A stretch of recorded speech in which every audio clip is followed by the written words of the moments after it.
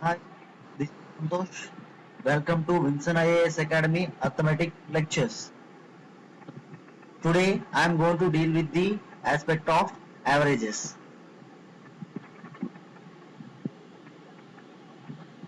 So, what is meant by average? An average can be defined as sum of observations by total number of observations. But in quantitative point of view, it's defined as an equal distribution. What is meant by equal distribution? If I say that a class has 10 students and their average is 25, so that it means that each student will be having an average of 25. Of course, some of them might be having 24.5 and some of them might be having 26.5, but on an average we are going to consider it as 25. And if some new student has entered into that particular class and class average has been suddenly increased by 2, that means now each and every student's age is 27. That means this contribution has been made by the new student. That means that new students have an age that was greater than the age of particular students that are residing in that particular classroom. So that only the new average has been increased by 27. This is the way how we need to solve the problems of averages. So another important definition what we need to know about averages is sum of deviations equal to 0. So what is meant by deviation, friends? So deviation can be defined as it is the difference of that observation from that given mean value. So if I say that, let us take some observations 23, 44, 55 and 67 and their mean value is 120. So how much that particular observation has been deviated from that particular mean value is just defined as deviation. So it can be given as, so let me take an observation as 23 and I just want to see the difference between 120 and 23. That is just nothing but the deviation. You can find each and every deviation of the given observation by just subtracting the observation from the mean value.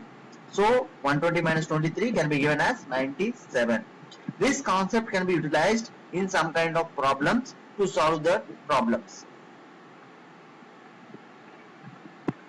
And other important shortcuts what we need to remember related to the average problems is average of n natural numbers is n plus 1 by 2. This has been observed or calculated by utilizing the sum of observations by total number of observations. As we all of us know, sum of n natural numbers is n into n plus 1 by 2. So when it comes to average of n natural numbers is n into n plus 1 by 2 by n. Therefore n cancels, so it will give us n plus 1 by 2. And average of n odd numbers is n square. N square and n square by n, and it can be given as n. And average of n even numbers is n into n plus 1 by n, and n cancels, it gives n plus 1. Not only that, average of consecutive natural numbers is first number plus last number by 2, and average of n even numbers can be given as average of their middle values. So let me take an example of an even series. So it should have a common difference, and the numbers are 25, 35, 45, 55, 65 and 75. So there is no need of calculating sum of observations by total number of observations, friends. Here we can just deal out just by calculating the average of the middle values. Here the middle values are 45 and 55. So just calculating the average of these two things, we can get 100 by 2, it will be 50. Of course, by calculating the sum of observations by total number of observations also you can get 50. But it is very easiest to do such kind of calculations. And also you can calculate this particular problem by utilizing the above formula, first number plus last number by 2, and 75 plus 25 by 2 also it gives rise to 50. So this problem can be solved by utilizing the above formulas or shortcuts. Now we can get into another shortcut. Average of n odd series is its middle value, and in our previous slide we have seen that average of n even series is its average of its middle value. But when it comes to odd series, there will be only one certain value as a middle value, so it should be the average of that particular series.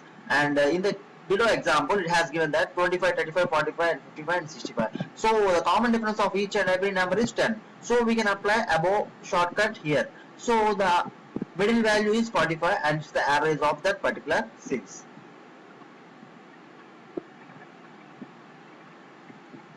So let me explain you friends one problem.